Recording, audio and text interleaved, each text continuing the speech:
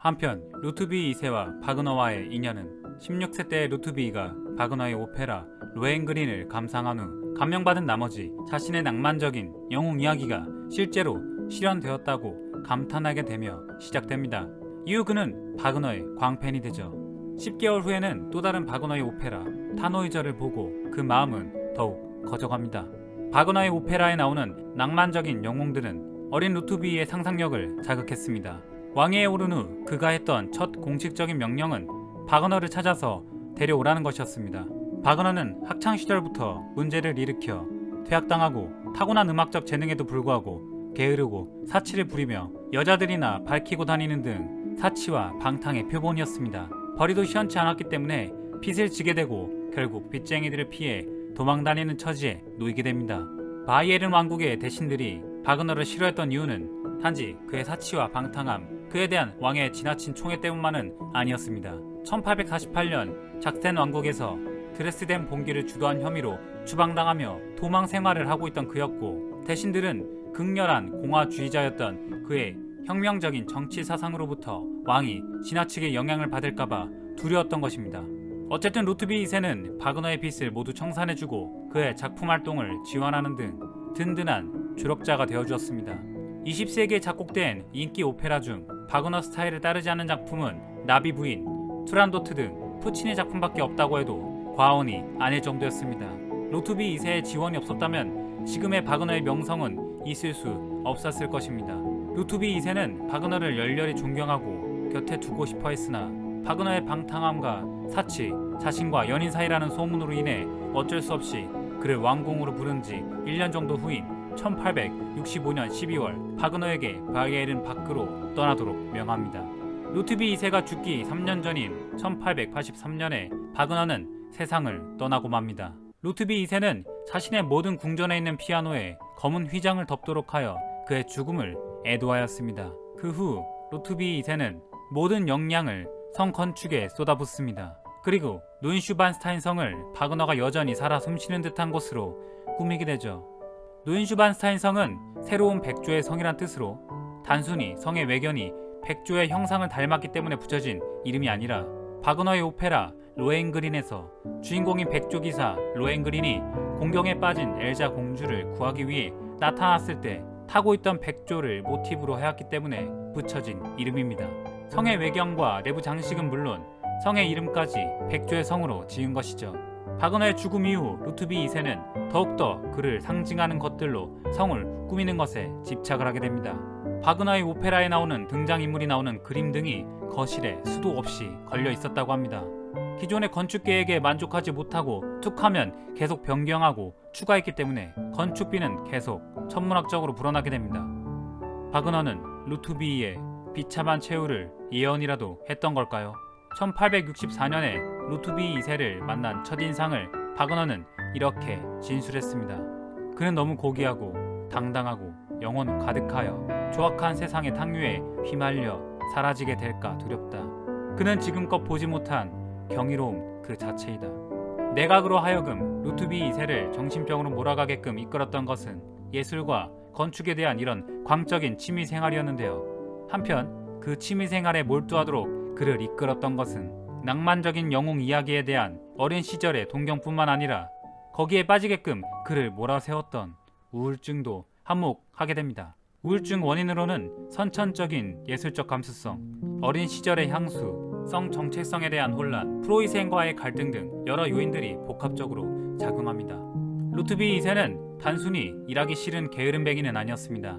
그는 선천적으로 매우 내향적이고 창의적인 몽상가였습니다. 정치나 군사 문제 등에는 조금도 관심이 없었죠.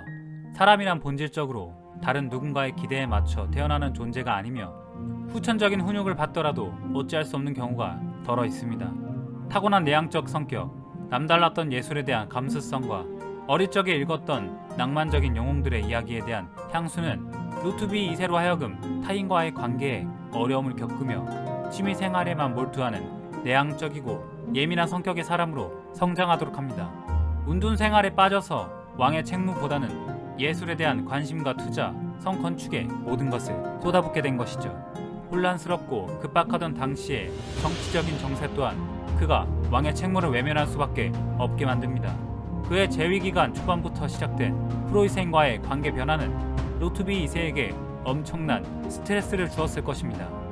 그 시발점은 그가 왕위에 오른 지 2년 후인 1866년 독일의 통일 문제를 둘러싸고 대립하던 프로이센과 오스트리아 간의 전쟁, 즉 찔주 전쟁이라고 불리는 사건이었습니다.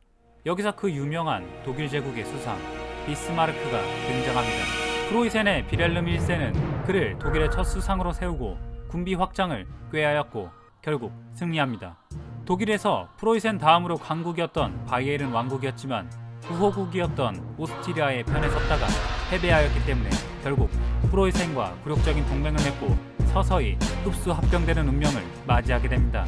비렐름 1세에 의해 1871년 프로이센의 주도로 독일 제국이 창설되고 바이에른 왕실은 점차 허울만 멀쩡한 장식에 불과해졌고 루트비는 망국의 왕으로서 점차적으로 정치에서 물러나 자신의 취미생활에 몰두하게 됩니다.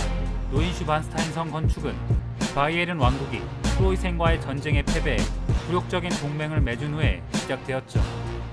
당시의 급박한 정세는 타고난 예민함과 감수성을 지닌 그로 하여금 현실을 외면하고 어린 시절의 향수에 젖어 외딴 곳에 들어박혀 직접 설계한 꿈과 낭만이 가득한 궁전을 짓기에 몰두하게 만들죠. 또한 그는 자신의 성 정체성에 대한 고뇌와 함께 후계자 생산 압박에 힘들어하였습니다. 종교적인 교리가 아직까지 인간을 지배하던 유럽 사회에서 자신이 이성애자가 아니라는 점은 큰 압박이었을 것입니다. 역사를 쭉 훑어보면 남다른 기백을 가진 군주들 중에 몇몇은 남들과는 다른 성 정체성을 가진 자들이 더러 있었다는 점에서 루트비도 마찬가지였죠. 1867년 22살에 자신의 사촌이자 절친이었던 엘리자베스의 여동생과 약혼하였으나 날짜를 계속 연기하다가 약혼을 파기합니다. 그의 일기와 개인적인 편지, 친분이 있던 사람들의 진술에 따르면 그는 동성애에 대한 강한 욕구가 있었다고 합니다. 하지만 그는 가톨릭 신자였기 때문에 자신의 성적 욕망을 억제하고 이후 결코 결혼을 하지 않았으며 자녀도 없었습니다. 일설에 의하면 남자친구가 3명 정도 있었다고 하는데 공식적인 기록은 아닙니다. 오스트리아 제국의 황후가 된 엘리자베스는 비록 루트비가 자신의 여동생과 파혼하였지만 그가 떠나는 마지막 순간에는 그에 대한 애정을 보여줍니다. 죽은 루트비의 오른손에는 그녀가 직접 쥐어준 흰색 제스민 송이가 들려 있었습니다. 그녀는 말합니다. 왕은 결코 미치지 않았다. 그는 단지 과도하게 꿈의 세계에서 살았다.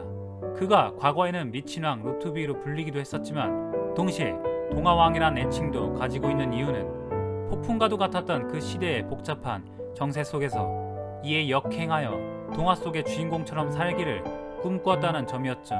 그러다 비참한 최후를 맞은 그의 이야기를 들으니 그가 천진난만하고 바보 같으면서도 동시에 안타깝다는 마음마저 듭니다. 현대를 살아가는 우리들은 직장 생활이나 바쁜 일상에 지쳐 간혹 어린 아이들이나 가질 법한 취미 생활을 하며 현실을 잊으려고 합니다. 마찬가지로 노인슈반스타인성은 거지 같은 현실을 벗어나 동화 속 주인공과 같은 인생을 살아가고자 했던 한 남자의 꿈과 낭만 그 자체입니다.